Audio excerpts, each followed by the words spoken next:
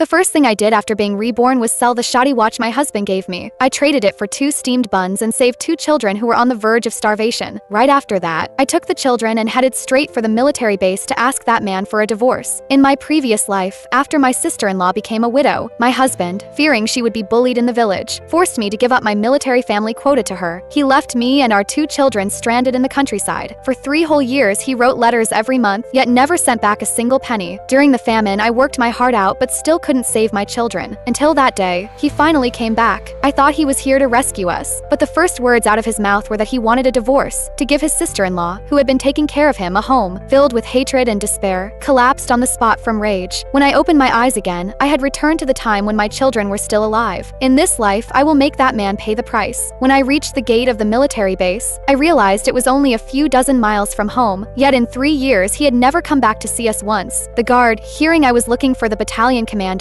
immediately went to notify the battalion commander's wife. I frowned. Unexpectedly, this so-called battalion commander's wife was none other than my sister-in-law. Soon, my husband hurried over, his face dark as he demanded to know why I had come uninvited. I snorted and retorted, "Then why is she the battalion commander's wife?" My sister-in-law quickly tried to smooth things over with a laugh, saying everyone was just joking. But no sooner had she finished speaking than a little boy ran over, clung to my husband's leg and called out, "Daddy." My husband flustered instantly, explaining that it was just to protect the boy from being bullied. I didn't bother listening anymore. I just wanted to let the children have a full meal first. But as soon as I sat down, my husband pulled me aside and persuaded me to take the children and leave after eating. I sneered and told him, "There's a famine back home. Where else can we go?" Instead, he flew into a rage, saying he had asked his sister-in-law to send money every month. I told him I had never received a single penny. Only then did he realize she had embezzled all the money. He brought his sister-in-law over to apologize and promised he would send the money himself from then on, but demanded that I take the children and leave tomorrow. I agreed, cause as long as I got the money, I could take the children and cut off all ties with him completely. But late at night, I was just about to go to sleep when I suddenly heard a child crying. It turned out my sister-in-law's son had gotten up to use the toilet and fallen, but he falsely accused my son of causing it. My sister-in-law quickly took the child to the hospital and my husband actually believed her. He kicked us out on the spot. In that case, don't blame me for being unrelenting. So I took the children to the hospital and found them there, as I expected. In front of everyone, I knelt down and said, "Sister-in-law, please give my husband back to me. Please let